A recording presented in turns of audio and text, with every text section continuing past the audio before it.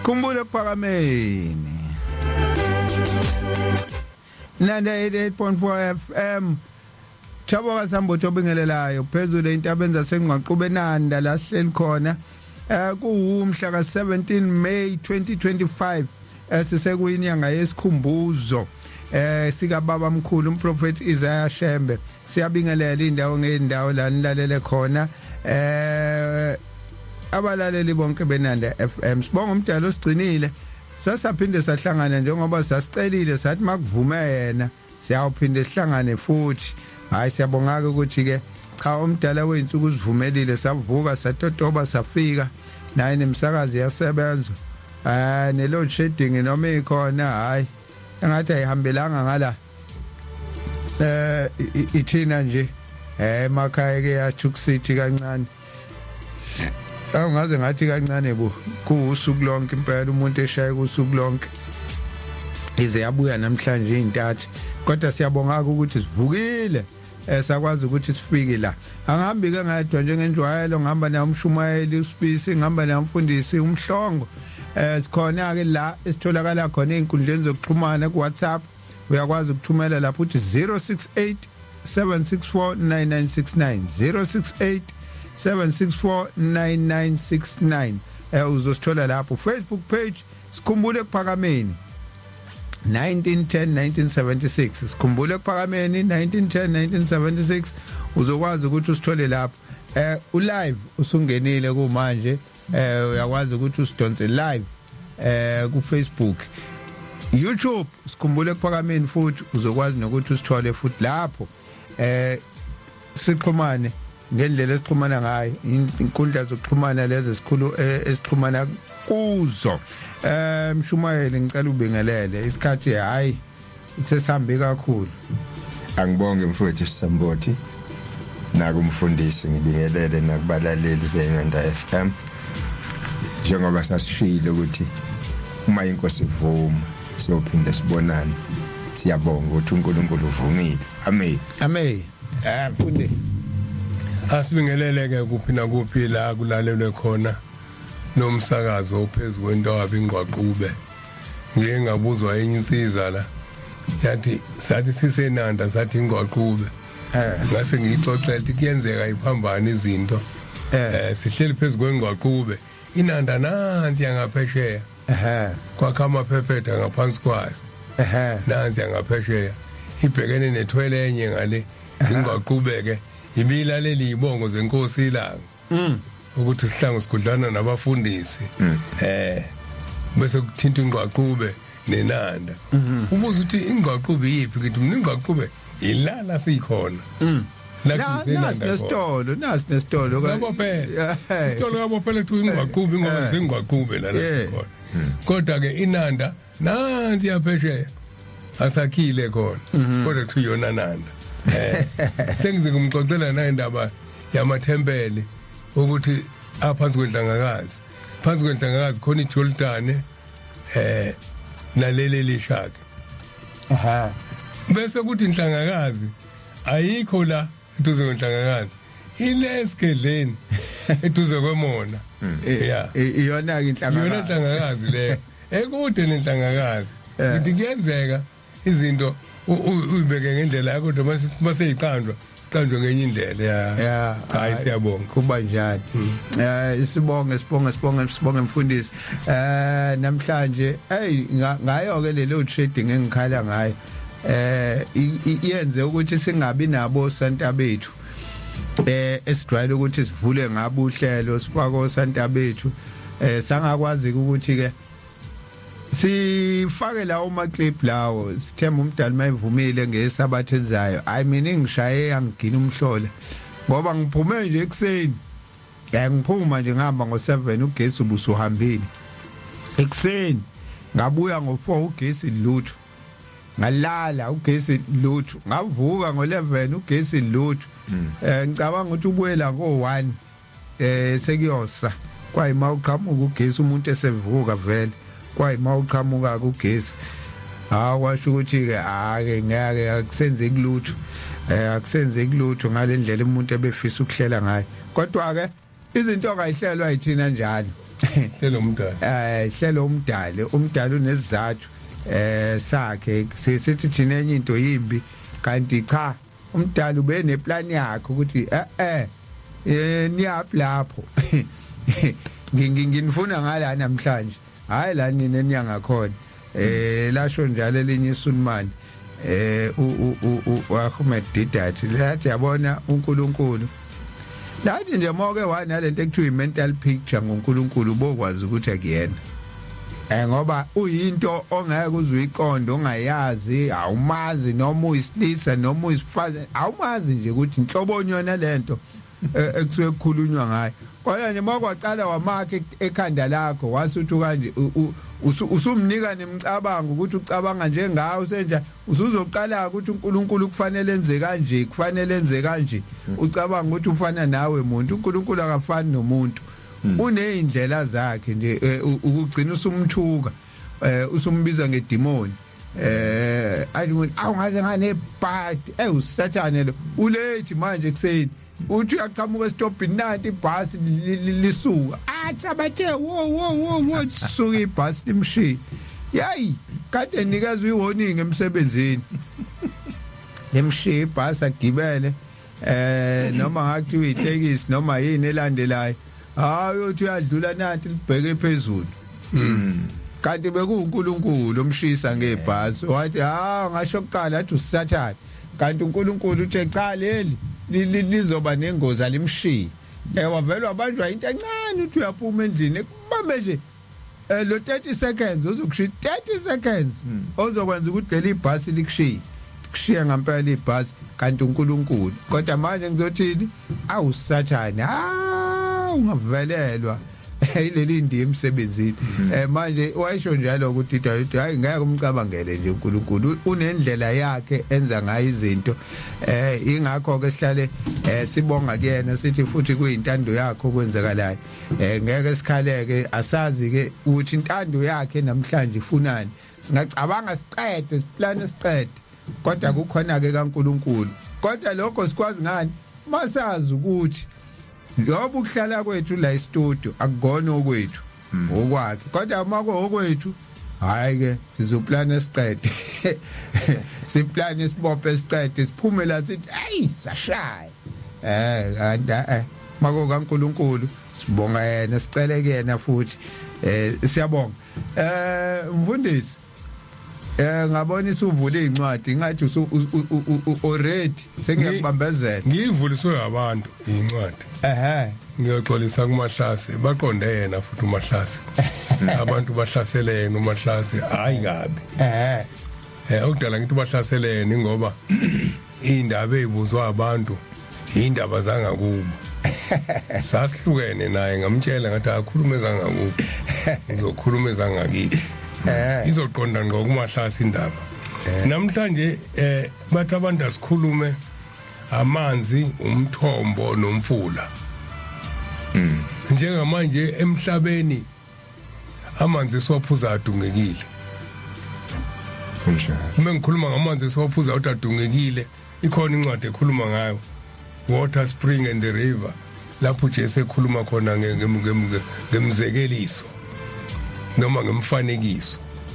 usethi ke amanzi mokukhulunywa ngamanzi kusuke kukhulunywa ngamazwi aqhamuka kumprofeti othunyiwe mokukhulunywa ngespring kusuke kukhulunywa la eqhamuka khona meqhamuka umthombo uthuleleka laphi uthulele emfuleni bese kuya olwandle bese kuba khona ofishi abadliwayo nabangadliwa la emfuleni ke la kuphuza khona abantu njengoba bephuza nje abantu umhlaba uthathwa njengolwandle Mahlase ithi ke indaba uma izwe selinje lona ke lizwe ilona lo uthi nanga umfulo wakhe wakuphuzwe kuona ilona lo uthi nanga umfulo wakhe wakuphuzwe kuona wonke lamanzi siwaphuza inkinga yethu kwakunjani emthonjeni mhlambe namhlanje sikhuluma ngqo mayelana lohlelo lona nesihloko sakhona sithi ngikhumbule kuphakameni. Khumbula emthonjeni. Sikhumbula emthonjeni. Lalelani ke kuyofuna ilungeke lento. Emthonjeni asikhumbule indonga. Emthonjeni sikhumbule ini? Amanzi amnandi ayimpilo. Lawa thu Jesu kunkosikazi methi ngikhelela amanzi nalawa futhi athu Jesu ophuzayo kulowo mthombo akomi naphakade. Asikho la ngoba sikholwa kodwa sila ngoba ngaphakathi kuthina la kuhlala khona amanzi mosiwaphuzile kunyakaza amanzi omthombo ngoba sahlala ekuphameni saphuzani saphuza amanzi alo umthombo wensindiso. Amen. Kuvuka leyo nsindiso kuthina namhlanje na ke babuza abantu isikhathi esikusona Mahlasi wathini uBhombela nazi ingane kuthiwa kunengane ena 8 years ngiyazi uBhombela ukhulumile ngalo kunengane nga 8 years imithiso umfana ona 13 mingaki iminyaka akhuluma ngalo uBhombela uMahlasi ezangakubo le indaba uBhombela khona indaba la ekhuluma ngoNkulunkulu ithi akasitshela okuzayo akasikhombise singakwazi nangakwazi naye ukuze siqonde ukuthi uNkulunkulu lenza kuwo amahlase le zimbili uMahlasi indaba zosipha sona eyicelwa abantu kumina indaba yamatshe lapha ngakini impela ekhaya bese kuba indaba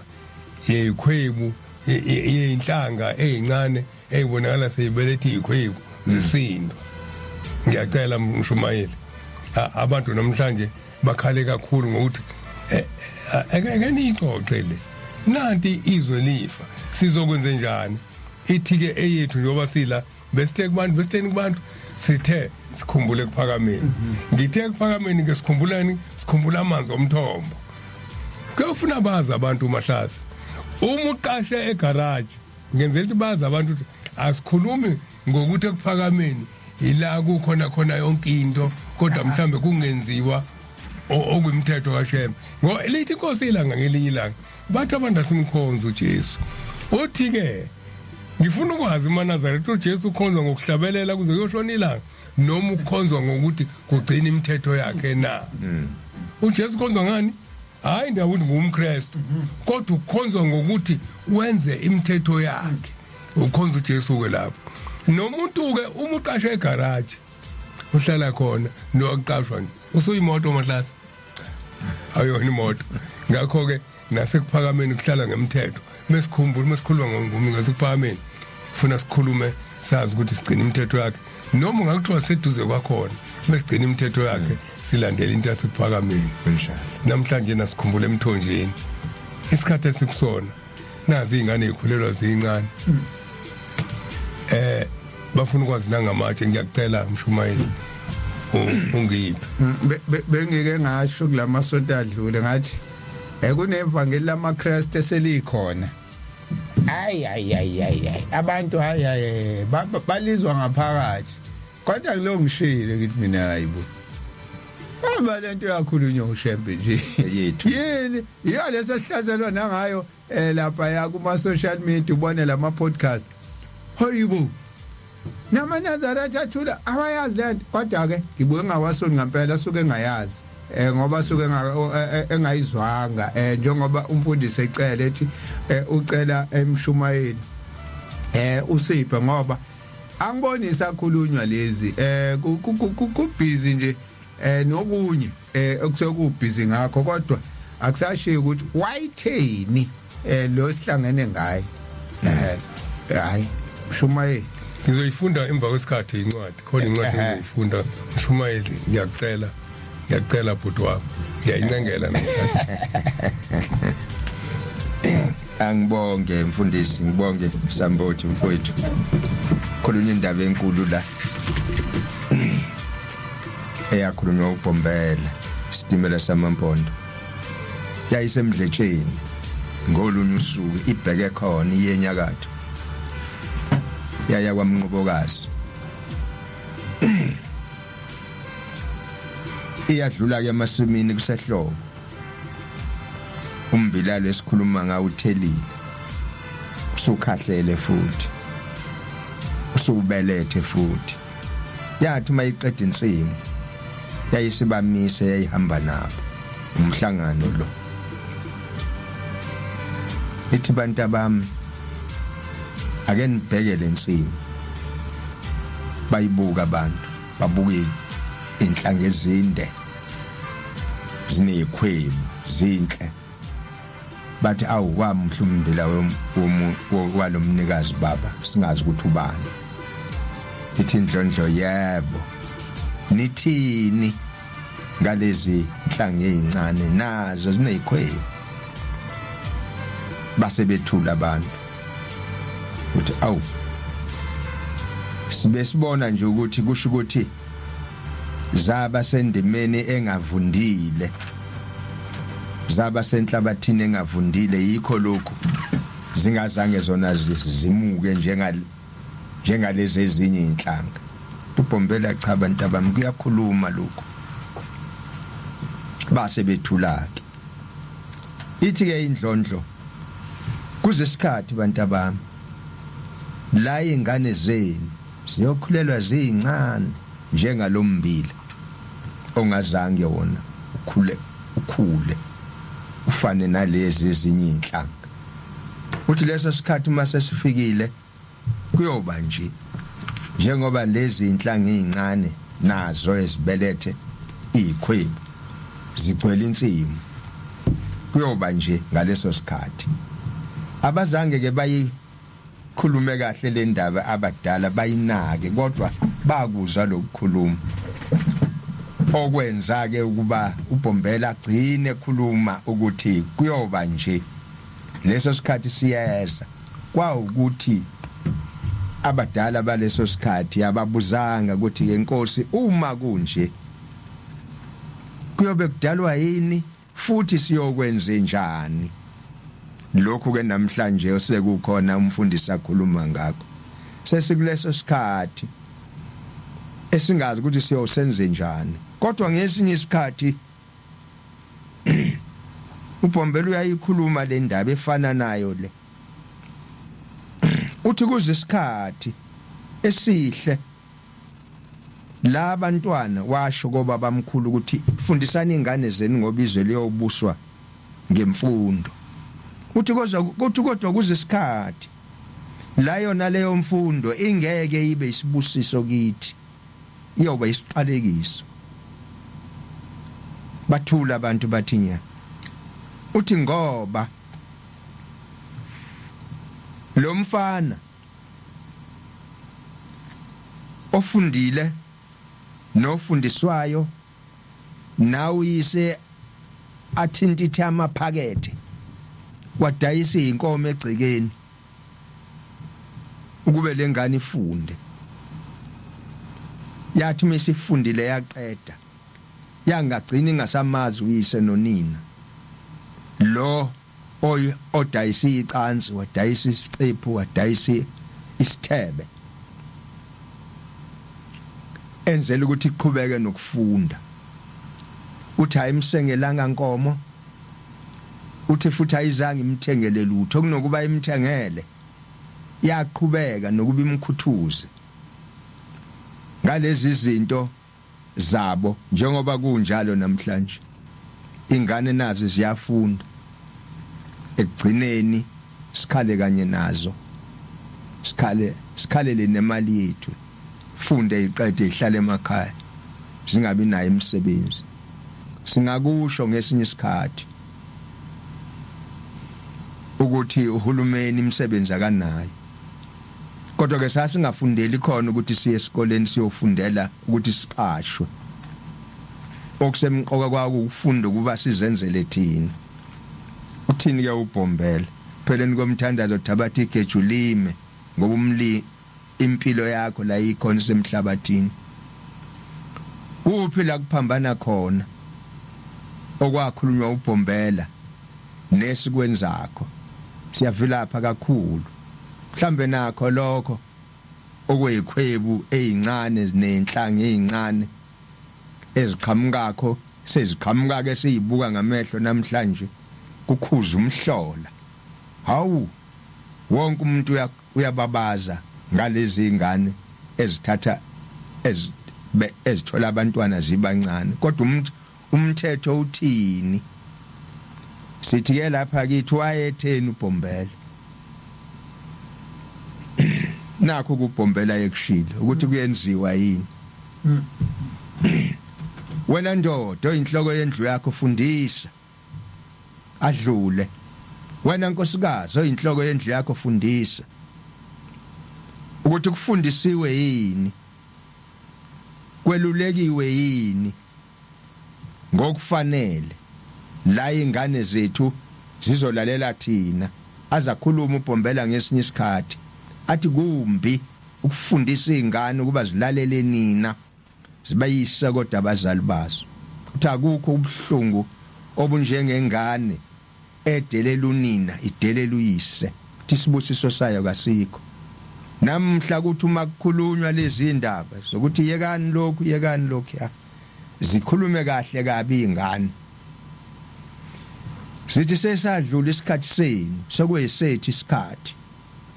siyekeleni nathi sizahlulekele sizenzele esikuthandayo yikho lekho kunje ke nje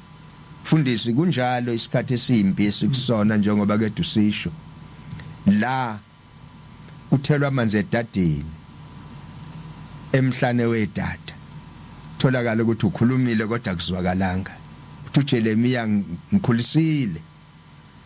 ngondlile ngakhulisa kodwa ingane zingihlubukile kuleso sikhathi namhlanje la uNkulunkulu ehlutshukwe yiwo wonke umuntu amdalile emhlabeni injalo le ndaba iyadabukisa kakhulu yona amen mshumayeli isikhathi sekhona ubuthe yiphi esibili mfundisi esibili yamatshe ayisithupha la ematsheni asithupha ngizabuyela ekukhanyeni ngoba uShembe ufike ezweni lakithi emampondweni umhlaba sewunesikhathi udaliwe kwawona kodwa wathi mefika uShembe wafika kwabonakala ukuthi kufika ukukhanya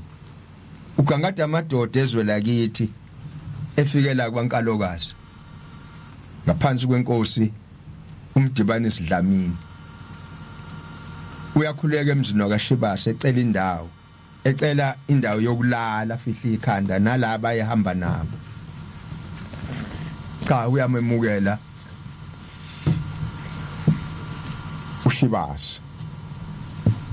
useyabuza uShibase konje ngizothi umnumzana ubani qhamukapi uyapi imbuzo emithathu uthi ke uBhombela awu Shibase sezwile uBhombela ukuthi kwaShibase awu Shibase mntanami eyikhuluma le ndaba uBhombela uyathanda ukubiza abantu ngabantu abakhe Shibase mntanami nginguShembe ngiqhamuke eThekwini eNanda emzini kaNkuluNkulu ekuphakameni ngithunywe khona la kulelizwe lakini ngithunywa uNkulunkulu kuba ngizonimema nize emzini wakhe omkhulu wasekuphakameni ihlale le ndaba kuShibase ngoba ezweni lakithi kunamaloma namaweseli namamelika kodwa kubefundisa abakhona abakaze bayikhulume le ndaba yokuthi bathunywa uNkulunkulu futhi lo uNkulunkulu wabo bamusho la ekhona uShembe uthi uNkulunkulu omthumile usekuphakameni eThekwini eNanda yahlala le ndaba nangu uShibase setshela abantu hayibo kukhona umfundisi ofikile lapha ekhaya uthi uqhamuka eThekwini eNanda ekuphakameni uthunywe uNkulunkulu uNkulunkulu sekuphakameni uthe uyasimema kuba siye khona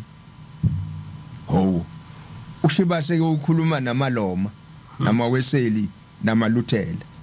abantu abahlale njalo bengena emzini umuzi ngale bekhuluma indaba kaNkulunkulu osezulwini hayi osemhlabeni njengalo kaShembe amkhombe ekuphakameni ngakusasa afike abantu bezobona le ndoda imizi yayiqaqeneke yafika imizi yawo Makhathini kwafika imizi yawo Majola yawo Dlamini eyayiseduze neyawo Khambule kwathi mase kuhleziwe kuxoxwa ubaba mkhulu ebabuza labantu exoxa nabo usethu uBhombela phakathi kwethu njengoba sila uyabagangada nje ubani omdala phakathi kwethu la hawu abhekane lamadoda ayazana phela azalwa khona la endaweni abese yakhombana amadoda athi thina silama balama lapha nampa abadala uma uBhombela bekhonjwa labantu abadala ababuke abesethi hawu ingane nje lezi yizo lezi ezindala la bathi laba abantu hawu mfundisi badala labantu athi ngoba bangelami nje mina emshaka ebusweni bahleke laba abantu bathi hawu mfundisi hayi wena nawe awuselami thina laba babekhuluma athi ayabangelami lapho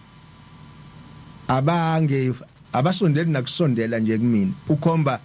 uBhombela laba kuthiwa yiba badala abesethu uBhombela ake ningitsheleke bafana abadala ubuza kulaba kuthiwa badala kuleli yaqhuma uyalikhomba ukhonani kuleli yaqhuma bathule laba abantu bathi hayi mfundisi asazi lutho thina likhona kuleli yaqhuma salusela khona lapha futhi nawo baba nobaba mkhulu abazi basitshele lutho ukuthi kukhona into ekhona lapha uthi ngoba kabazi lutho ngiyazi kodwa mina ukuthi kukhonani usiyayikhuluma ke le ndaba yamatshe emfundisi okhuluma ngayo elapha yayincwadini amazwi ahlakaniphileyo 8 indimi yama22 sihlabelelo samaNazaretha amashuma omkhothi 1 71 uthi ke uBhombela lapha phansi kwaleli yaqhuma abantu abami selokho ebabiza ngabantu abakhe labantu okuthiwa badala kukhona amatshe asithupha engawabeka mina aka prophet engawabeka mina ngihamba nobaba sisekeleli yaqhuma umhlaba usabila uyiphalishi yabamangaza lento labantu abadala endaweni kukhuluma umuntu ofikayo ukukholwa sekukuningi kule ndawo yakithi lapha yakwaNkalokazi eMzumba enhla nawo bathule laba abantu uthi uBhombele uma uthi ngiyanibona nikholwa uqala ngoShibasa uthi Shibasa mntanami ngiyakubona ukuthi inhliziyo yakho kayivumi kulokho engikushoyo wathi manje ngakholwa singawamba lamatshe akakude kakhulu singawamba lamatshe asithupha kakude kakhulu ngendlela engawabeka ngayo esawabeka ngayo sinobaba sisekelele yaqhuma kwaba nentshisekelo kulamadoda athi cha ngakuhle sikwenze lokho ngoba lento ayishoyo umfundisi ayikho ithi ke indlondo kulungile abantu abami ngakusasa mani amapiki namafosholo sibheke khona kwakungekudeke kuyahambeka ngeinyawo kwaye kwafika kuleli gquma angikhulumi ngegquma mfundisi nawe Samboti eliphesheya khuluma ngeli la kwelakithi eduze kwakini engaphansi kwenkosi uDlamini udlule emabheleni mawuya khona uqhamuka ngaseningizimu yeIbhadini emthwalweni kwafika khona isithi ke indlondo mbanini la ke bantu abami nothuma nehla la ngokumba yabakhombisa la kubazomba khona la matshe awabeka khona nothola isihlabathi esimnyama nimbe kusona seniqhamukela kwesimhlophe nothuma nishona kancane kwesimhlophe ayoqala lapho lamatshe ami niwathole nebala kwaba njalo hamba lamadoda ihlizi indlondlo lapha ya nabantu abasebeyizwile le ndaba ekhulunywa yilo mfundisi ukuthi ezweni lakithi kanti kunendaba enje hayi ayizwakale kahle le ndaba ayikho lento bayamba labantu kodwa bayasho ukuthi ayikho le nasi isihlabathi esimnyama basikhiphe bese bewela la kwesimhlophe bathi mabesikhipa lese simhlophe nantitshe baliqhuzulu nantitshe balishaya ngephiki nangefosholo laphuma itshe nje eliphathekayo akulona idwala elingakanani elingabiza oCrane bazolisusa ontinginono laba okuyibona bona abaphatha imithwalo esindayo aphuma lamatshe azaba isithupha athi mase isithupha lamatshe ephumile mfundisi nanka amatshe ayisithupha wasethi bantu abami sokwenele wayesethi ke manje into ezokulandela lapho sokuzolandela amanzi lo mthombo ozophuma la unjengoka Jakobe lo owawuphuza amaSamaria uthi lo mthombo ngeke ushe noma libalele kangakanani osekhona namhla lo mthombo waphuma kuleso sizini namatshe lawa khona kuze kube namhlanje bashaya izandla lamadoda athi nansi indaba enkulu impela lo muntu lo mfundisi uqhamuka kuNkulunkulu ngoba ezweni lakithi la emampondweni asikaze sizwe indaba nje ifika nomfundisi kwathi kusenjalo emzini wakhakhambule kwakushonini base beyafika beyikhuluma le ndaba ukuthi hawu lapha kwakhambule kushoniwe yayisiyathana yachezuka le ndoda enguShembe yaya kulomuzi wakakhambule owawungekude nala kwakumbiwa khona kwenziwa yonke lento kodwa nayi ifanele lento ukuthi igcinwe wathandaza lapha kwakhambule wavuka ukhambule lokhu uyena owayehambile emhlabeni kwaba isimangaliso nje ukuthi nanga umuntu efika noNkulunkulu othi ngowasekuPhakamini nanamhla njengoba sithi sikhulumeza sekuphakamini siphuza kulowo mthombo ongeke washa nanamhlanje usampompoza umthombo wamanzi awukukhanya la ukukhanya esikhuluma ngakho okulapha kuMateyu 5:14 nina nokukhanya kwezwe kusho thina injalo mfundisi le ndaba hayi umshumayeli siyabonga yaphela kahle indaba kuvela seku5 ihora lesihlanu manje kusela umzuzu nje bese sithi ukugwinya amatshe siphinde sibuye indaba lezi ijulile indaba za inkosi yasekuphakameni umprofeti Isaiah Shembe lo ehlangene ngaye kule nyanga kaMay uShembe esikhuluma ngayo nyaka wonke kodwa ke suke sicaphuna lapha nalapha imfundiso zakhe isona isikhathi ke washo umfundisi uthi makhulunywa ngokuphakama kukhulunywa ngeindongo ukuthi kunje kwakunjani kodwa ke mase sisesikhumbuzweni sike siveze nemisebenzi yakhe ukuze kucace ukuthi wayeuhlobolini lomuntu bese siphinda ke futhi ke nezimfundiso sesuke sicaphuna lapha nalapha ngoba uhambe eshiya omaka yonke indawo kunjalo ukhuluma nje yaselethezini umaka lo afika ushiya ngiyakhumbula kuke kwayiwa khona nohulumeni wathembisa ukuthi uzokwakha lapha yakube njani akwagcina kanjalo siyabuya 5 o'clock ngeke ngasho ngathi uNkulunkulu uba nolwakhe uhlelo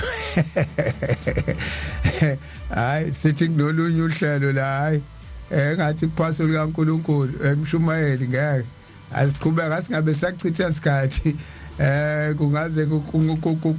kubuye lokho ebengithi khona nakha kukho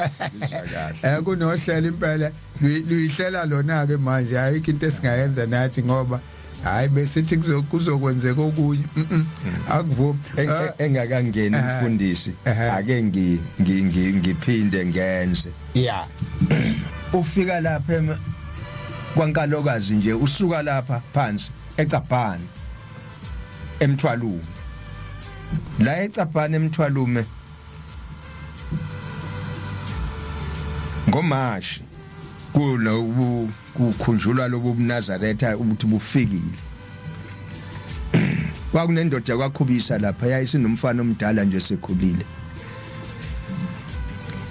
wagula lo mfana cha umhlangano hayi uyagula nje ngokujwayelekile sekuthi ke ngokuhamba kwesikhathi hawu kwakolesihlanu futhi umfana useyahamba emhlabeni hawu hangumfana ehamba emhlabeni kuzokwenziwa kanjani kube ngemnandi vele kodwa kube ngemnandele ekuthenini usengahamba sokuyiwa kushembe ebusuku olesihlanu hawu baba naku sesanjelwa umfana kamshumayeli wese umshumayeli ukhubisa ohambe seumfundisi ukhubisa amakhabethe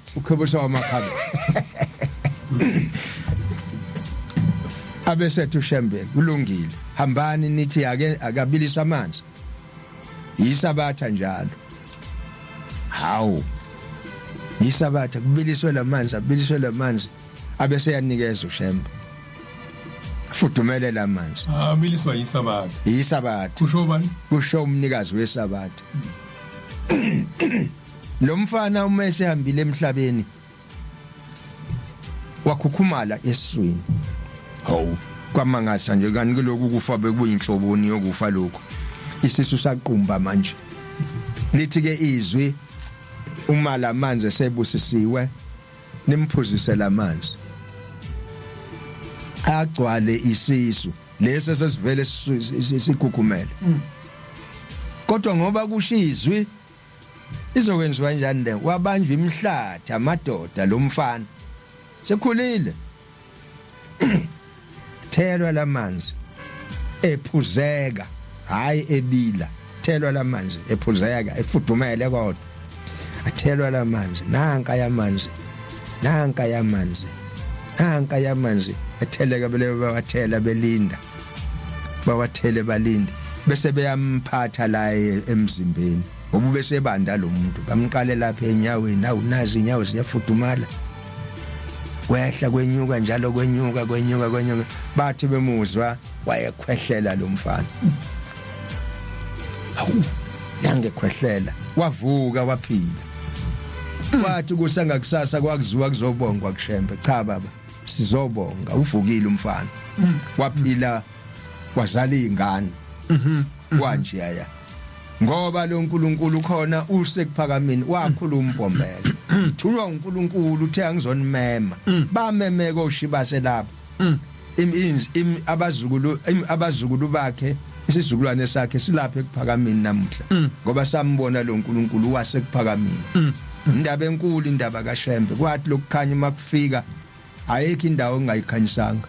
kwakhanyisa kwakhanya amatshe lawa ya aphuma abantu bababona ngamehlo ukuthi nanga umuntu owayekhona intaba zingekaqini ithini ke incwadi lapha ya noyifunda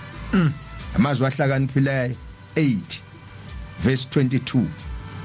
ngikhona umhlaba ungakaqini nanga uShembe ekhuluma indaba enkulu injalo le ndaba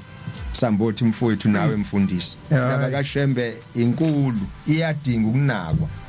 ngiyithanda ngoba inomanga nansi indaba ngathi ngingena la ngathi uShembe umnenke la udlule khona kuyabonakala sikhohliwe umnenke uShembe inkinga ilele kuthina singakhala sithi uhulumeni njengoba ngithi mina wabafika bathembisa lapha elethe ezinye ukuthi leli chibi leli kuzofanele lizobiyelwa udepartment kuzokwenza awe akuyona into kadepartment vele le kunjani into yamaNazaretha amaNazaretha futhi anayo imali anayo yonke into ukuthi ukube ayithanda ukuthi labo maka bashiwo uShembe ebavuselelwe bahlale bekhona abadinge umuntu ozuze kuthiwa lisayocela kubani ukuze asenzele lento kanjani ngabe lezi zinto zakhiwe ivuselelwe zonke ukuthi nje la ngaphatheka kabi isihlahla la emkhawa kodwa ke kwakusebenza umasipala phela kodwa wawungeke umasipala ususe lesomthombo sesangweni lapha emkhawa la sasicesa sima khona mesilindele ibhasi ngaphambi kwami isinene ngoba phela kuthiwa ila hlahla afika aphumula ngaphansi kwaso mhla eyovula umama owayempumputhi la kaShangasi uLodi hawu sengikhohliwe ukuthi kaShangasi yes wayo kuthiwa wafika wahlala khona lapho ngaphansi kwaleso ephikile abamlandile wathi ngizolandela engayazi indlela manje umuntu ulandiwe uthi ngizolandela kanjani ungazi kuyiwami ungathi nomuzi lo phakathi kwemizi ekhona phansi uzazi muphi lo ngokwakuthunye intombazane lapho yena ukuthi ayimhlangabeze wathi cha mntana nami ngizokulandela ulandela uyazi eqala ukuze emaqadini ewela umzinyathi wawela wahlala ngaphansi kwalesa sihlahla lesasihlahla ke namhlanje sesiyini sekunestamkoko ke lapho umasipala usakhe istamkoko ngathi mina awu singabantu ababi abanganaki wakindawo kakade kanje singaba umasipala ke akazi lutho inkinga ikuthina ngoba kube nje lesasihlahla kwakhulunywa kahle ngabe sinetshe labhalwa sabiyelwa umlando waso washiya ukuthi la mhla ewela eqala ukuwela engahambi namuntu ehamba yedwa ngabe nje umlando ubhaliwe mfundisi siyeka Israel hey angiyazi indaba abantu enama museum amangaka ithi ngenamsebenzi walutho nje engenamsebenzi walutho isigciniwe igcinwa yonke uhambe emahlase emgodini uhamba ubona indawo hey uthi ngisho icathulo zabantu ezaziwa zibekwe indawo ababe hamba ngazo sekukhukhumela inyawo ngakukhukhumela khithi icathulo zigciniwe le icathulo ibekwe la ko holocaust kokwenzakalani ayikho into sigcineni sithi thina silinda uhulumeni ukuthi asenzele sisafuna ukuyocela hayibo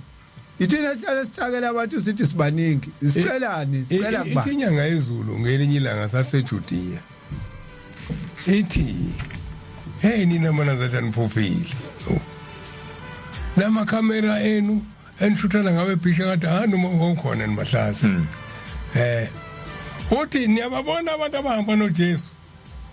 abakhuluma ngentshumayelo sentabeni abasho ukuthi mase efika entabeni kuthiwa ebonile isixuku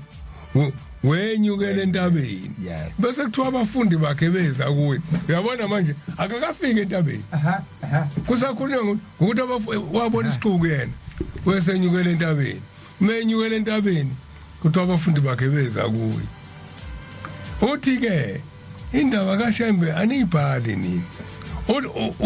usethempeleni uphethe inkonzo uthi bukani ukhoma inkalo ngaphezulu uthi niyababona abantu behle nithini ngalabo abantu sengena inkonzo kunabantu abehlala bezala uthi kube ngabe nikhuluma ngalabo abantu abezala na ukhomba zonke inkalo zeJudiya kodwa ke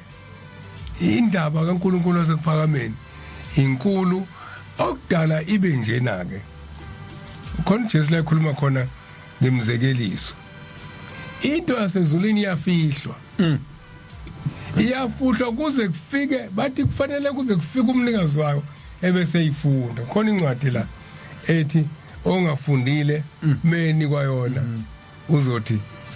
angifundile angikwazi ukuyifunda ofundile futhi naye athi ngeke ngikwazi ukuyifunda ngoba ivaliwe izovula ubani izovula ubani ilinde umnikazi wayo izinto zasezulwini ziyafihlwa iqiniso uma sekufika umnikazi wayo uzoyivula ingakho uJesu ukuze bamkholde yena othunyiwe ufunda incwadi kaIsaya mase ehlangene nayo Isaiah 6 incwadi kade yavalwa le ncwadi ivaliwa ifundwa umuntu balindile mefika uJesu ufika uyidonsa uyayifunda hayibo uyazi kade babefika abantu behluleka ukufunda le ncwadi uyayifunda yena kusho ukuthi uyena lo olindewe namanje na ke esikhathini esikusona uthi uMahlasi kwakuyisabatha iyagula ingane uma senza izinto maNazaretha amahle ngifuna kuzwakale kahle lokho ngizokuphinda ngiyazi kuzoba kuphi kwabanye singasebenzisi inzondo nokubuka ukungcola kwabantu njalo indaba kaShembe kufuna siyisabe noma engekho kuyona noma sibone ngathi akekho kulento eyenzakalayo uyabona manje isabatha kubekwa amanzi ngesabatha kule insuku edlule kade kubatshazwa kwakhulunywa kuma social network kwakhulunywa yonke into kufika amadoda ibhola kuyona into yala akuyona into yala kithi khumbula ukuthi kunabatwana benkosi ababeyinkuzimalanga zoshampion ebholeni okufanye ngayo babedlalela amathimu amakhulu abanye ngababala omakhola kancane noThingo bangadlalela amathimu amakhulu kakhulu kodwa ngoba ibhola likho kubona abadlalelanga nesabatha akubaswa ngesabatha sibona insizwa lapha ihamba ichela ithunywa uShembe mangithi ithunywa uShembe ngenzela ukuthi sazi ukuthi isikhathi esikusona isikhathi lapho uNkulunkulu elethe ukuhlukana kulokuhlukana ke kufanele wazi ukuthi uma ushanyela umshanyela ulahle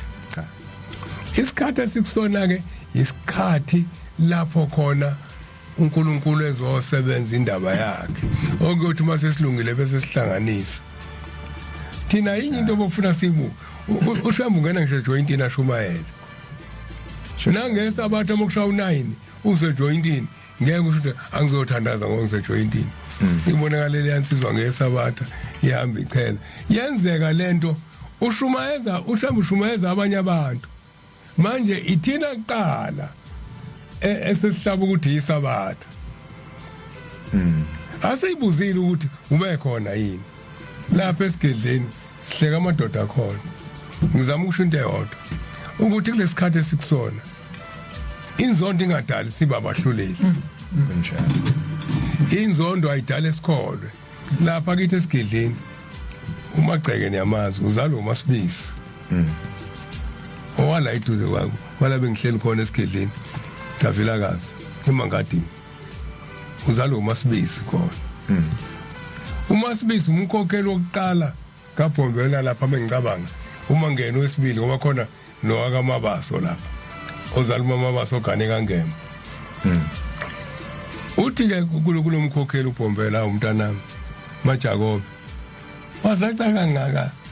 ngafika ukhulupela usuzacaka ngaka uthi uMajakobe baba ukukholwa kwangifake ekhoneni bengithi made ngiqhamuke endimeni ngiyohlakula ngifike kukhona ukhanjana lesibhebe lapha emva kwensika ngishaye lona bese ngiyasutha kuyimande ngibuyele ensimini manje na ke inkinga selokungenela kuwena wathi asisiyeke isibhebe uzethu Shembe kulungile ke mntanami awukwazi ukuthi ngazufe siyabona manje usungakanani ethi qhubeka ke nesibhebe kodwa upasobheke ngoba sibesiyona ingqondo ngolesine umfundisi ukhuluma noMajakobe sekenzela ukuthi khona izingane la siyothi sesaba amathambo omhlophe ehlambele endlani ukuthi yini isibhebe sikubeke nje ukuthi utshwala utshwala lobo obukhovuze baba khona ukuthi abanye basebezwile nje ukuthi utshwala basebezwile nje ukuthi utshwala ngoba besebepicture abantu yazi bayohlala badebate isibhebe hayi akubona utshwala cha utshwala igama elibizwa ngalo lobo nje lobo manje na ke ayiphuzela mathona ngizama ukuchaza into eyodwa la ukuthi into enzo Shembe noma kwakuthiwa ezulwini kuthiwa yenziwa kufanele sibuka ukuthi yenzekile yini bese sibuka uthi sengena kwenye indaba zonke izinto ezenzakalayo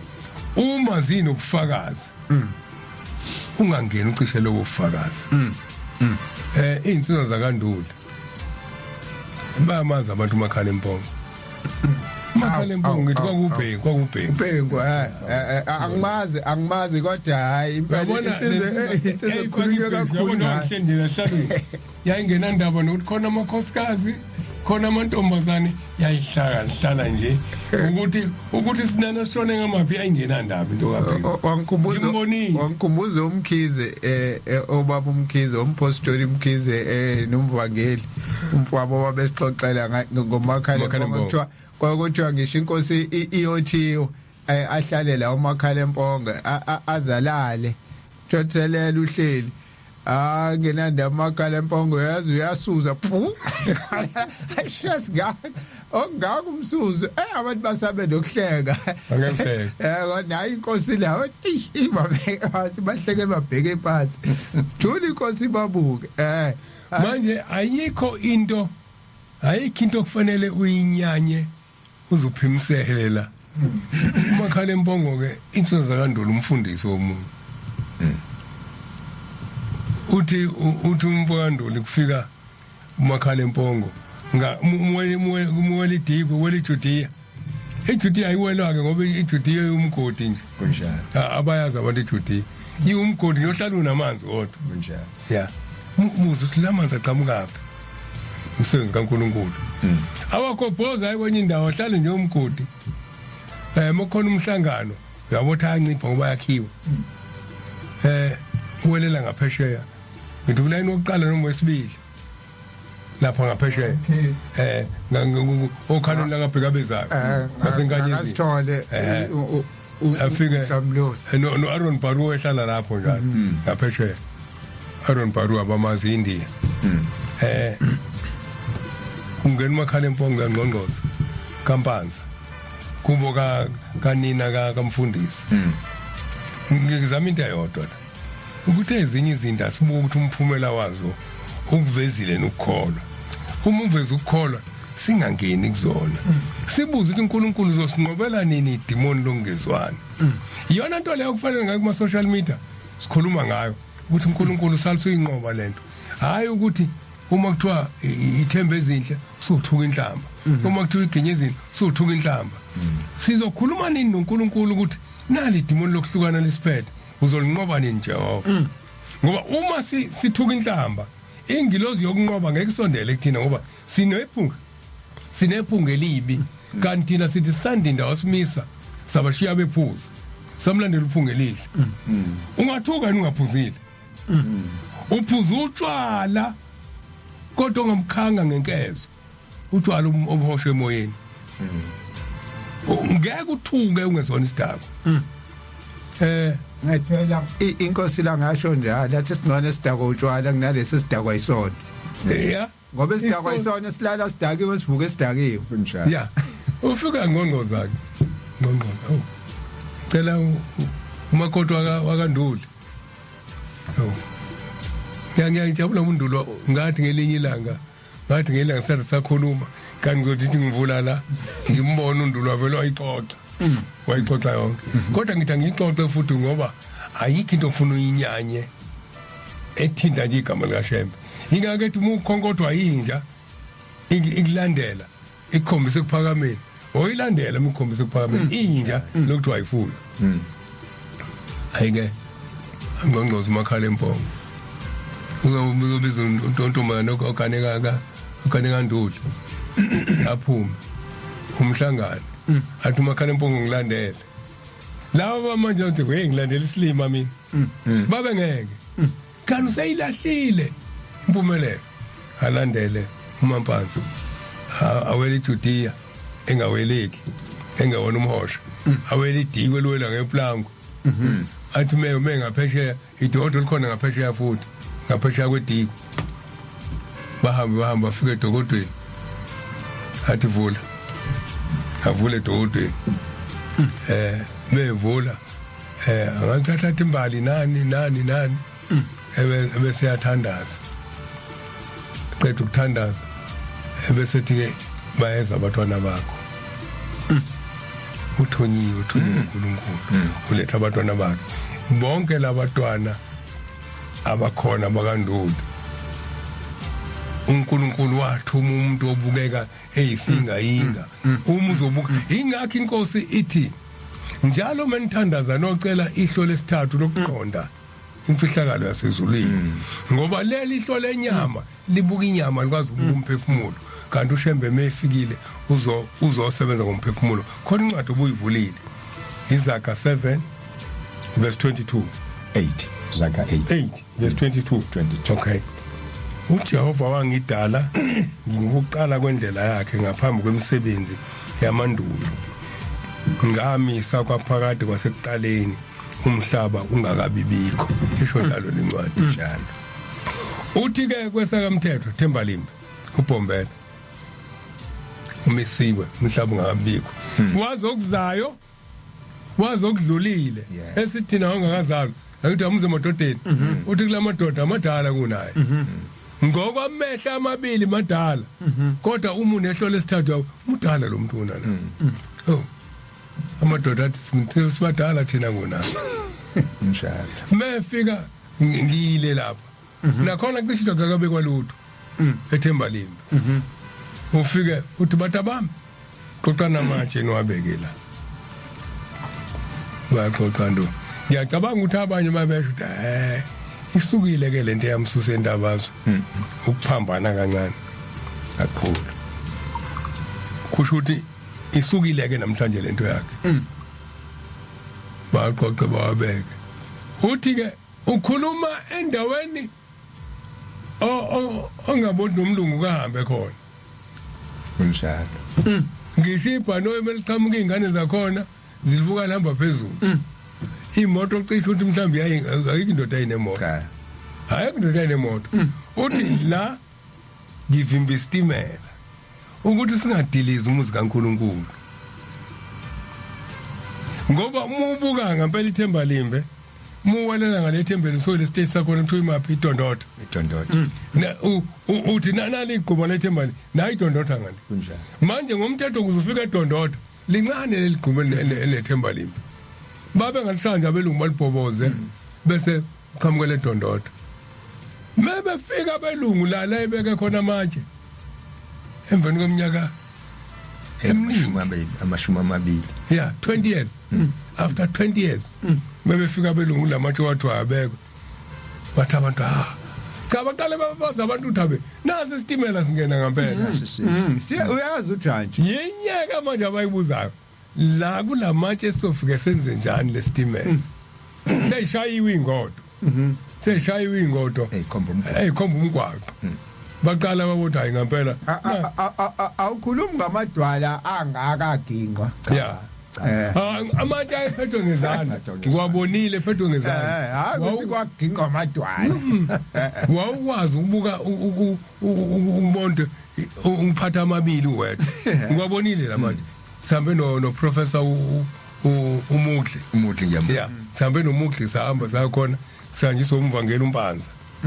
umvangeli umpanza nangilobe sebenza emabhasini ngiyambona sasihamba na ozasikhombisa khona mokufika kulamatshe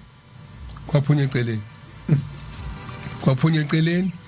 abantu ngesikhathi kubekwe ingodo bangicabanga ukuthi bancane ukushaya ingodo iqonde ngo basazoyidiliza abelungu lento ngempela kuthe mase kufika asebemba bamba bagudle eceleni kweThembalimbi bahamba baze bayofika edondotha manje na ke lo muntu owazi zonke izinto uvimba isitimela ngamatshe singakafiki amatshe waphatha ngesandla 20 years before ufika ujudge uthi ngivimba isitimela ukhomba la siyophuma khona abathi siyophuma lapha sodlula la siphume lapha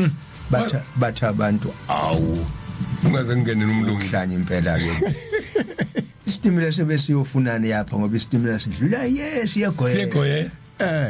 kwamangala wonke umuntu kunamhlanje nasi isitimela konje abathethwa bayathefuya sikhona namhlanje sikhona lesitimela izo zonke izinto engithi mina zikhona ayidinga uhulumeni idinga thina uyabona kade kule insuku ezidlule lensuku lenyanga ezidlule nje ayampompoza amanzi athi ayampompoza amanzi kuningi uShemba akwenzile okufihliwe bengazi eduze kwasekhaya namhlanje ngineminyaka yamashumi amathi bengazi ukuthi kunamanzi nangakithi awavula ngibona emveni kwenyanga ezidlule futhi umfo kaNgcobo kamkhulu usigezenge ilapho ke intombazane yabona inqaba eyabona uShembe hamba ngefula omlile ophansi kaphezulu kwentaba ihlangakazi oyitshelile njalo Awuqale kahle mfundisi. izalo umthukuzo Awuqale kahle bangasali abantu ukuthi amanzi kwa uShembe usendiza ngefu. umuzwa kaNgcobo lo uShembe phansi kwenhlangakazi imiza angene kuyona ibe mine angene wagila imkhuba yakhe asezulwini ibe mine kufika kwakakhuzwayo oqala ilapho khona the angene khona kwazalwa khona abantu abayihlanu amantombazana amabili nabafana abathathu uNkulunkulu emuhle inzalo kaKhuzwayo ke yafika la studio sahlala nayo ubaba umbongeni Khuzwayo ongasekho abafana abathathu amantombazana amabili enye intombazane kwabona kathi ngempela lo muntu lo uzelwe ngenye indlela uyena owadala kube khona isikole eMantobela kodwa kukhona isonto wavunula lemvunulo yethu ahamba wapheshe wafika washaya ingoma wathi thina sifundile abantu abafundile lapha ngakithi kanje kusase siqhutshwa isikole kwafakwa imali sasikhona sisincane kwafaka imali ke saqhutha isikole uyena odala aMantobela kuthuthuka benje ngoba uyisibusiso sika Bombela sister Cecilia na indaba yakhe njalo angithi ke uyena oqala ozalile ozaloku kula lapha akhuzwa ngizwile omunye ningayilaleli kakhulu leya ethi abafana ababathathu ababathathu abafana akubanga ibona kuphela akubanga umfana futhi oqala kwaba intombazana oqala sister Cecilia abesibili kwaba amawele uBhaida nentombazana abesithathu kwasukuba uLosiyane owesithathu ngithi babe u3 manje lo ulanywa amawele uBhaida nentombazana kwasukuthi owesithathu kwaba uLosiyane lo owevutha phemeni ke naneke ingubo ogcingweni lakhe kwasukuthi lo wesihlanu ke manje angithi 1 2 2 3 kwasekuba u4 Losiyane kwasekuba ukugcina ke uManzimahle uzalwa ngoJanuary nanga akasabelethwa uzala umbongeni Khuzwayo akasabelethwa sebathi abantu hayibo akanti ingane zokuqala wayithola wena mamsomi wayini koShembe lengane lobu ngabelethwa yini ngayiwa kuyena usokhulile manje lapho ikhuluma inqaba le ndoda ekhuluma ngenzela ukuthi ngiyilungise lento ithi kwakuyiminyaka ewu40 akuyona iminyaka ewu40 hayiwona u40 iminyaka ukanuni obani uyohlala iminyaka ewu40 ungazali bese ukwazi ukuzala ngale iminyaka ewu40 ungakwazi ukuzala abantu abawu5 njalo futhi uzalwa zaba no60 lapho nalokho kufuna sokulungisa kakhulu amanga amaningi esontweni afuna ukulungiswa uManzimahle ke kuyiwe kuBombela ingane uMamtsomi lapha lo owamlethela abantwana umuzoqala lenkhuluma ngakho lo owamlethela abantwana akasabelethi kunje ebesethambani la echibeni esilikhomba unanti ngezansi esikhoma khomeni kufike kukhiwa amanzi esikhoma khomeni la iphuza khona baba omkhulu kukhiwa amanzi esikhoma khomeni afika aphuzisa uMamtsomi athola umntwana ikakhuzwayo lapha umuzi wesibili azongena kuona ilapha sokushaya ishumbu lakhe ikanzama ke lapho ke umbiza okuyena lo umlethela amasi phansi kwentaba inhlangakazi wayeseyeka umsebenzi eGoli wathi ngeke umuntu kaNkuluNkulu ngiyawuyeka umsebenzi wawuyeka umsebenzi umehluko awubona lo muzwa kombiza umuntu uyabuka khona inkomo ibulala inyoka kwangena uShembe khona zibulala inyoka unesibusiso njengoba ngikhuluma nje kuzona le inyanga ezayo bazokwenza idili lokuthi kwangena umuntu wasezulwini bakhumbula lokho inkomo zihlanu abantu abafuna ukuya nje abangayinaki indaba okuhlukana ngoba kuyobe kukhona indaba kaBombela bokuya mefika ngikhona akekho baxoshwa isekhaya lapho umuzi wesibili lo umuzi wesithathu kwabo akamhlongo ikithi lapho la fika khona khomba inkomo esibayeni wathi lenkomo le izozala njalo ngoJanuary mangikhuphuka unyaka nonyaka ayizala uthi ke niyoyisenga mangikhona kodwa kuyothi mase ngihambile yoligodla ubisi kuyoshiyo lenkonyane kuphela ngempela akekho wadla amasayo kwabo yena kuphela wedla ubisi lwayo mhlawumbe umuntu wakwaliphuza ubisi lwayo mhlawumbe wanintshontshe esendleleni waliphuza wathi inkampani yayizala ngoba kukhona ongathola ngaleso sikhathi kusengelwa yena noma mukreza abakwazi ukukreza abantu kodwa umuzi wesine ke yilo engikhuluma ngawo ke kaNgcobo kaMthukuswa ozala usigezele kaMthukuswa ila efika khona ubejwayele nakhona mefika khona njalo usenendlala la kuyona la kwesikhathi balo wethulele dlangakazi kanti udla kulendlu ulaliswa intombazana wakwamuza umuntu njalo njengoba umfundisi yemlandi khona umuntu ongavuma ngilana nentombazana kodwa ushambulaliswa intombazana le usezwe wayiqamba igama layo uma ngaphosisa into umphefumulo igama lentombazana le ntombazana njalo mase ehamba yamphelezela mimphelezela uthi ngelinye ilanga mntanami cela ngiphelezeli namhlanje mephuma kulomuzi angathi yini bathi mefika kunesihlahla sika inki esingaphambi komuzi mefika ufika thandaze kuqala nganomsuku ecela uNkulunkulu uthi ngicela ungena kaNgcobo mase hamba futhi ufika thandaze athi ke intombazaneni mntanami ungangiphelezeli namhlanje le ndawo la kuno wayi khona uma uyehlangakazi umgwaqo uyadlula eMantobela iwona wenza uhayi nanko umuntu qhamuka edolobheni nanko enhlangakazi yankomo ishona phansi ngale ayusela kuhayi main road hayimpela landela no eMantobela nazi itolo okwenza kanjani lapho lo muzi ungaka right ke lapho lo ayakona uyabona uvakashela lemizwe seduze intomani imphelezele ngifuna ukubona ngathi seqala ubugebengu ke manje uthi hayi konke imbuzi ebesimlandela athi mefika esihlahleni ngaleli langa ithi akaguqanga ithi yabona kwehlifu phezulu lomlilo lehlela phansi esihlahleni ethi wahamba nefu ithi intombazane ngabaleka ngibheke endlini ngiyotshela ubaba ukuthi hayi inceke ngephinde siyibone ithathwe umlilo yazi awuphonse ngenhlangazi kwayisemini kanti nase kushonile kwayisemini yabona kukhanya yabona umulapha akwazi ukubona enhlangazi kodwa yehliswa yakwazi ukumbona entananaza phezulu kwentaba enhlangazi mase fika lapho ke iyona ke lentombazane engikhuluma ngayo eyambonayo mine imizangene kuyona mase uyabuya uthi uMthukuswa ukhokho cha lalela ngeke ungenele kanti zonke imbuzi zonke leyinsuku ngoba wahlala kuleyinsuku wangazi wangeza la kadlula insuku wakhe ubusudla imbuzi ndobunga sezile busudla imbuzi abantu ngamnaki kodwa khona into eyenzeka ethi uvimbe eminyango bathi uMthukuswa ayithuke sekhudluke sekubuyela eceleni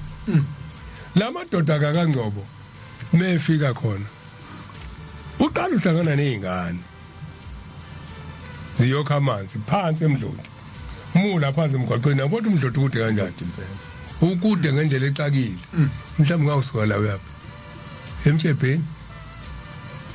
cishe uthi emtshebheni emtshebheni kuyimangani phela ngumbi ke kuyakhuphuka uyokha amanzi emdloti uthi awubatha bami naphathe ibhakbhak zamanzi niyaphi hayi baba siyokha amanzi niwakhaphi khombe phansi emdloti hawu niyeka amanzi la eduze simangaliso somuntu ngoba moyilinganisa njengoba sihle nje la ngahlambe uyakasema emzinyathi ngoba phela kuyehlela yabona nje ukukhomba kasema ngoba kuyehlela khona namahlathi hawu nishiya umvula la eduze ingane hayi baba akho mvula la kuphela nizimjwayele ingane ukuthi ngempela wahlanisidouhlanya lo muntu khoma umvula la eduze ongekho ndaba usethi ukhona umfula la uzani la simlandele ingane athi yabona phansi kwalelitshe khona umfula Ngihambele ngakanani leli. bona ingane itshali likhulu lifuna nje ukugwadlula ngomgqala Yabo. liphakanyiswe ebese akutshele noma ugodo noma umgqala emzini eseduze yakangcobo kwanje imzi yakangcobo lapho kufuke kugwadlule la linyakazi nje bese yaphuma impopho ithi pho ungazi ukuthi belicindezela ipayipi belicindezela ipayipi ukuthi pho bese iyavuleka le ndawo kuphume khona itshe leli eliba elikhumzelayo elikhumzela kuphume lona ingane ibuyele ekhaya awunasheshe ukubuka hayibo umkhulu nojwayele ukufika la ekhaya kuthi usivezela amanzi besingawazi kunomfula la eceleni baphume babuka afika amadoda kaNgcobo uthi umzala wami bathi mebefika umkhulu bathalelani akho mfazi ozokha kulomfula menizokha nizokha ekseni emina nisawuthinti lo mfula kuthiwa ke ngaphambi kokuthi kudliwe ilunch angithi itshe lindlale nobona lo mfula ngathi nginawo la efonini lindlalekile itshe kuthiwa zayifika ihlale khona zonke zakaNgcobo kugeza bona kuphela kuyagada ukuthi umfazi agezi bona lo mfula aphuma amanzi aphopho namanje asekhona lawo manzi kodwa akhonjwe uBhombela owakhomfula lapho eginyezinye wafike futhi wakhipha amanzi kuyisomiso namanje akhona kunjalo la manzi okukhulunywa ngawe eginyezinye Mahlasi inkosi la ngefika yenza amathanka awu 3 awu 4 amathanka aswanakile bofuna ngasewavuselela njengade kuthiwa khona isomiso nje indawo ze-transfeed akazibe nesomiso bebekha kulawo manzi angazi noma khona injini yasezulwini yafakwa uyabona mengiwafaka kuwena emehlweni epayipini lakhona adubule ngathi khona injini ngiyakutshela angikaze ngiwabona nje ibhaliwe lapha ayi pressure yakhona inkulu ngendlela kubhaliwe futhi inkosi ilanga ke yafike yayisiyakha kahleke yayisidedela ipayipi liya la akhomba khona amanzi ikhona la ngathi khona injini iwona lamanzi abegcwalisa lamathanki ubhali 1960 awusakhumbuli nami kodwa kubhaliwe phela la kodwa 1960s yakhala indawo muveka ngaphansi ucabanga ukuthi uzothola ngiyakubona kadududu lapha phansi ohlanga abazi abantu kwakhona lokhozi kwakhona injini lapha kwagwedlwa lapha awugwedli lutho kubekwe nje usimende kwabekwe insimbi evalile ngaphezulu kwasekwehlisa ipipe akho nje usimende uvale ukuthi amanzi ayidubule bheka phezulu ngiyacabanga ukuthi la simende uvale lokho kuthi ayodubula ngaba bheka phezulu lawo manzi uvalile kusimende le ndawo iveli bemanzi yonke kuzomanzi umgwaqo lo misile liyana uhlale kukhona amanzi ushembe uqale leyo ndawo umaka loyo ilapho la uzizimbo ngizithi uvele emgwamando wasemhlolane ilapho phela la kuthiwa ayithola isigqoko sayimile eduze kwesihlahla elihamba lathi imbalini kodwa iphinkanyana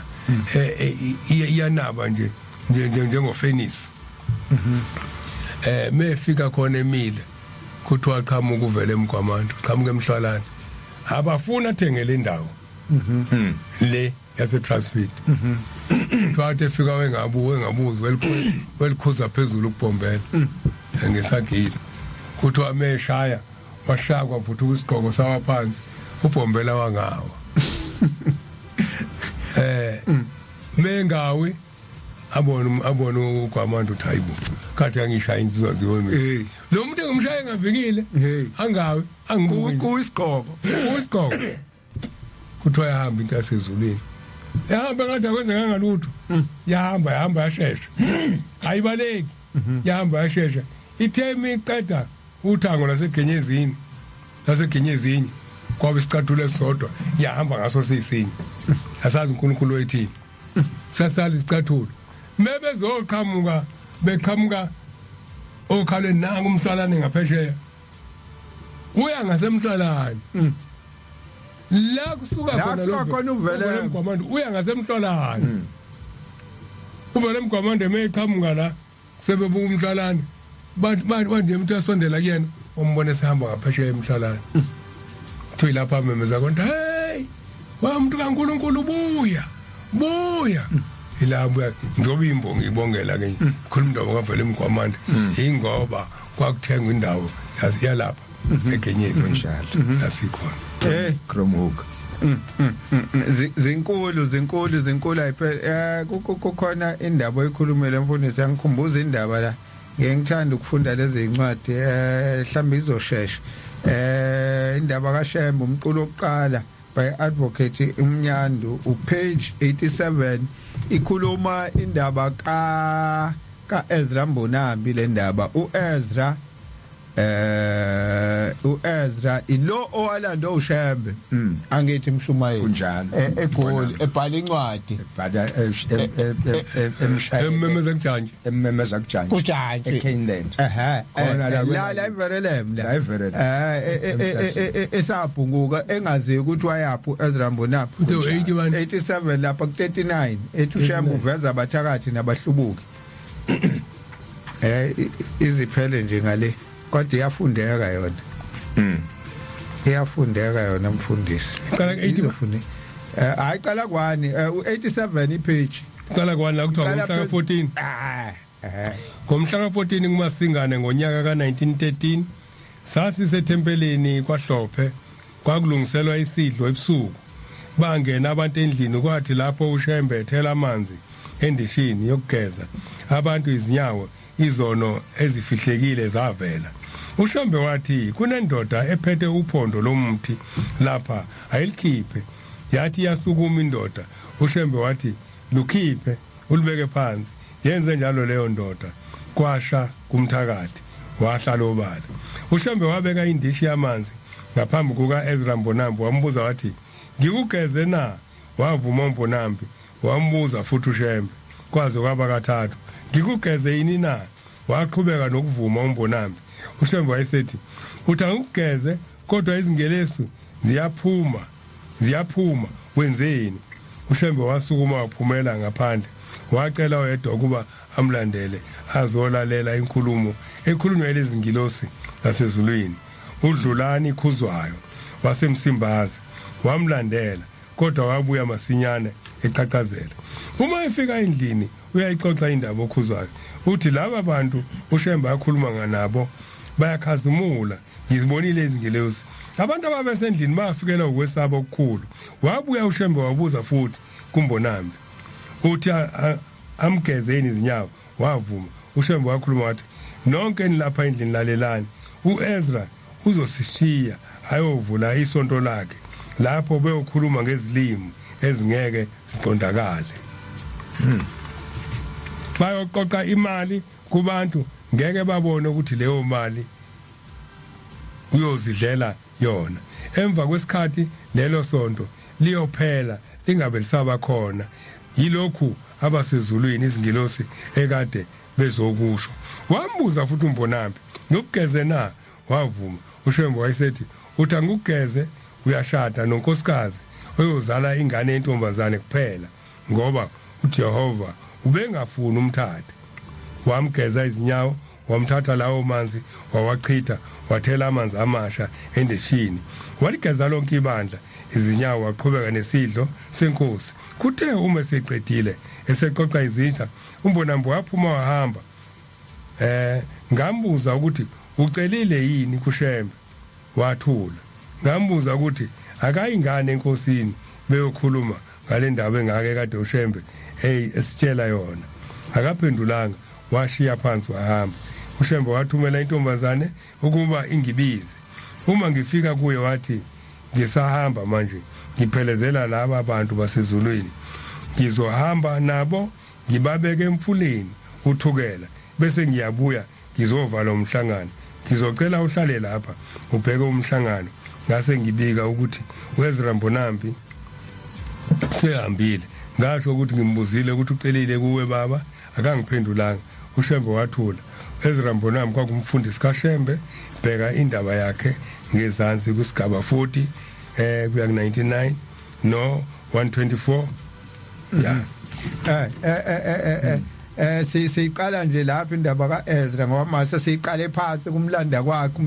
umlandaphi isikhathi asisavuma kodwa ngiyakule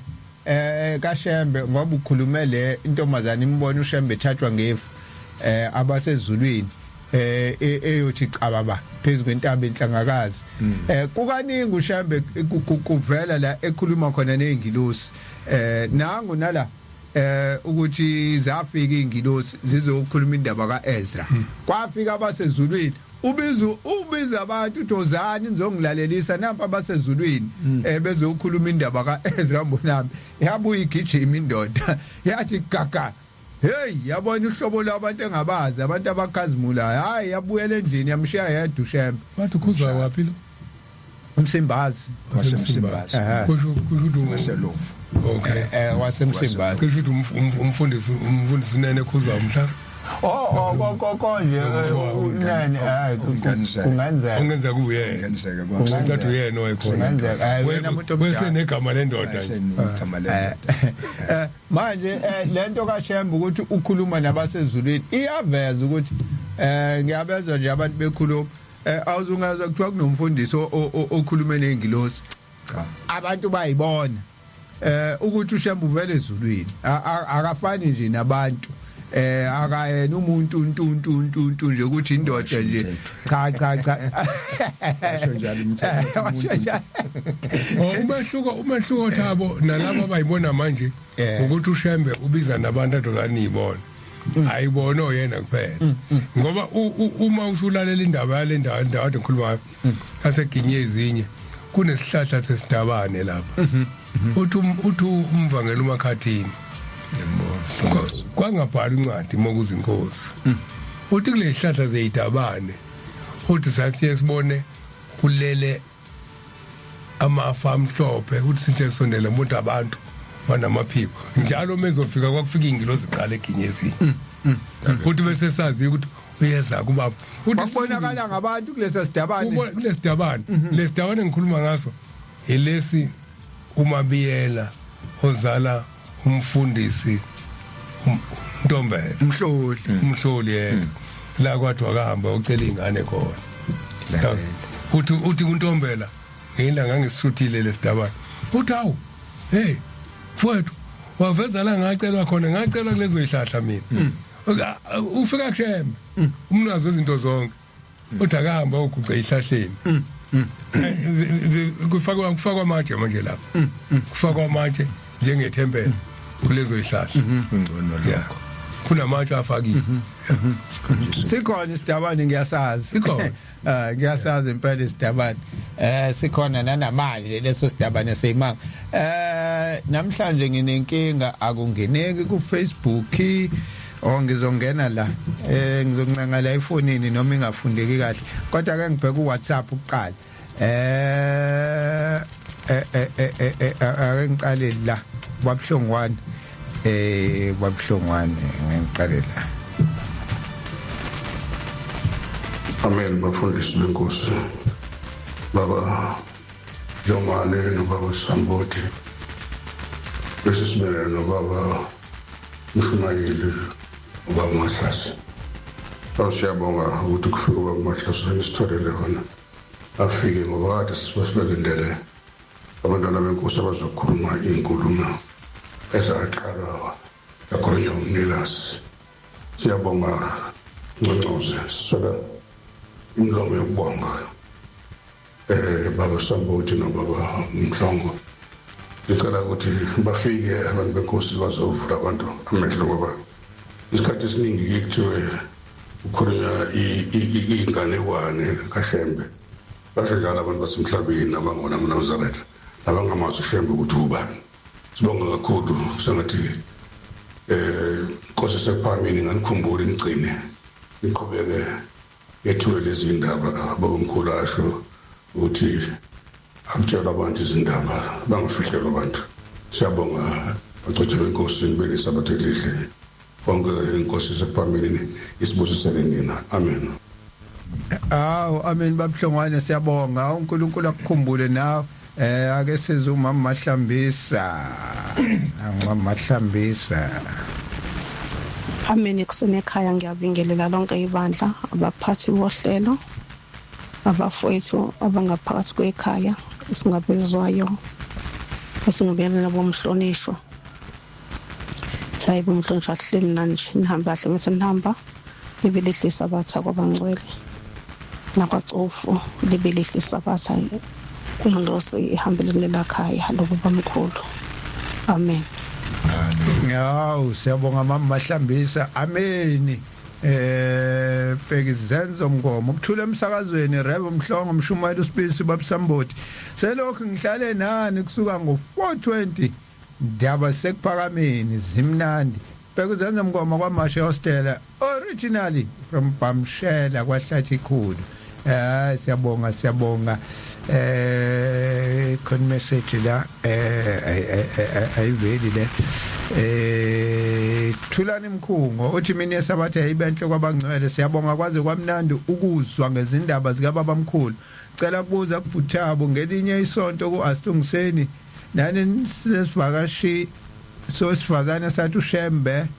ugcina esiqwini esithize engingabange ngisezwa ukuthi uShembe ugcina kwesiphi isiqo ngasuke ngaphazamiseka ngoba ngangisemsebenzini ngiyabonga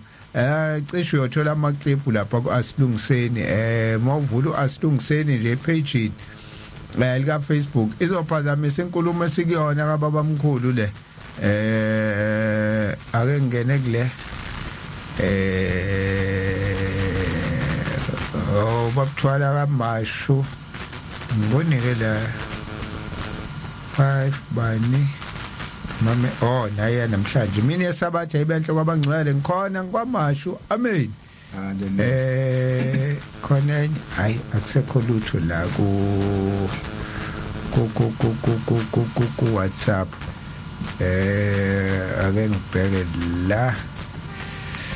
Facebook isikhathi ke manje sithi 5:2 sekuya ngakhona ngothi kuzofundeka la Sindi kaMthiya Shandu uthi ameni ukuvuka okuhle nofihlela ambedu uthi ameni bangcwele benkosi siyabonga uthi uthi niliphethe idatha lapho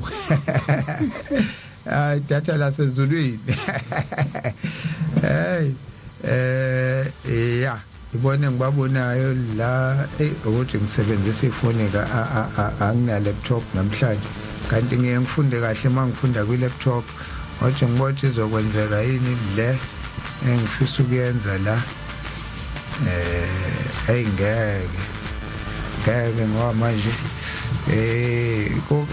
bakhona nabanye kodwa ke angikwazi ukubabona kahle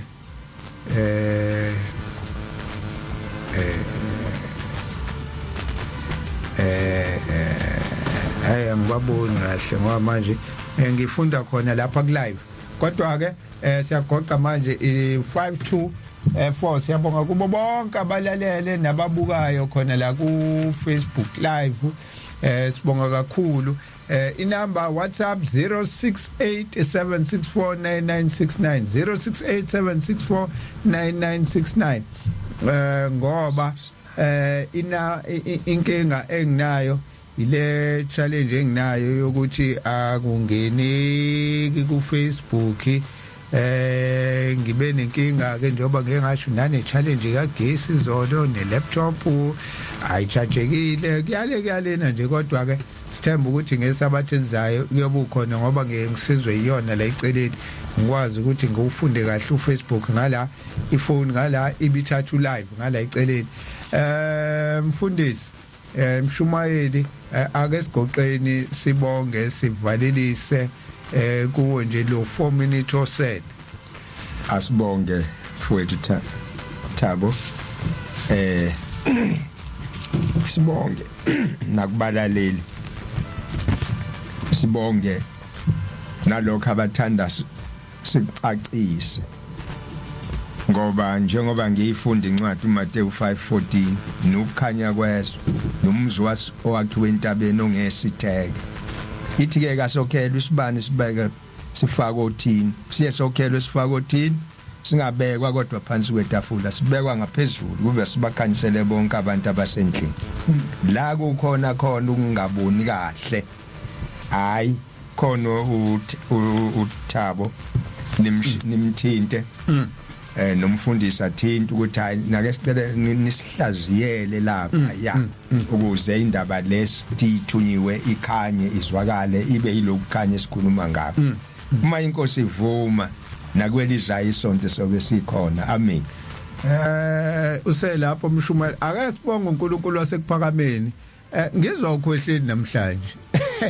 ingcono ukuthi nakho akaza phume futhi hayi nakho kunqotshwa kade lungizidala hayi ukuthi hayi anqotha umuntu hayi anqotshwa isibonge kakhulu enkosini yasekuphakameni ngeke siphume impela singakhohlwanga ukubonga indaba engaka esenzelwa wona noba buhlongwana nje ngiyabona uNkulunkulu sike sahlala amasonto amane sikamtholi namhlanje hayibo nangiba buhlongwana eqhamuka uNkulunkulu uyasebenza nje akamvusi impela hayi ngeke ngithi ngeke impela singayibonga indaba engaka sibonge uNkulunkulu wasekuphakameni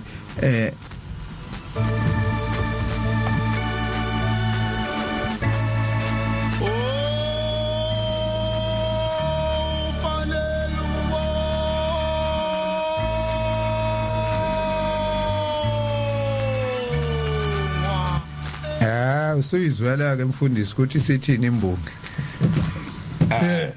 akasibonge ke khona incwadi ngizoyifunda ibe yinye wamemeza ngwezwe elikhulu engilosini ezine yathi ningawona umhlaba uDaniel 7 mumfunda lapha ku3 no17 ku3 uthi zile ezine ezinkulu zakhuphuka olwandle zehlukile esinye kwesinye zayihlukile mukhunywa ngolwandle kukhulunywa ngomhlaba esikuwona la khona ingcube evange yabantu ithi ke lapha ku17 lezo zilo ezinkulu ezine zingamakhosi amane